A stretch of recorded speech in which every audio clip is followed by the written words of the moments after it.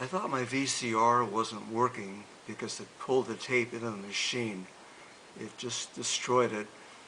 It was a Barbra Streisand live in concert VHS tape, so it didn't bother me all that much. A few days ago I was at Goodwill and I picked up this VHS tape called The Last Castle. It's with Robert Redford and Mark Ruffalo.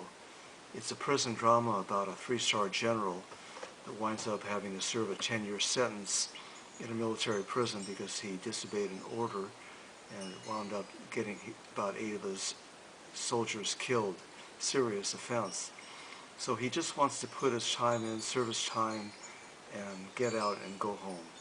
But while he's in there, he notices that the prison warden, played by James Gandolfini, was Tony Soprano, is a cruel and sadistic warden, and he decides that he's got to have this warden removed.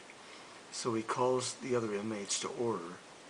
He has them fall in, and their plan is to take over the prison and get the warden removed.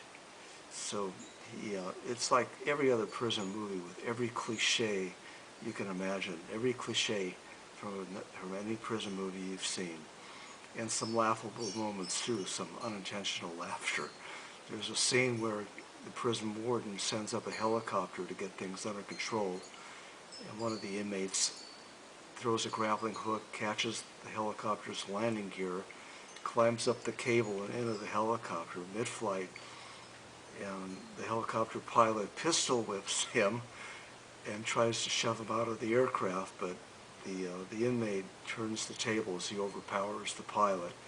But then the rear motor gets sheared off, and the helicopter's in a horizontal spin, crashes and winds up flipping over about 20 times, bursts into flames.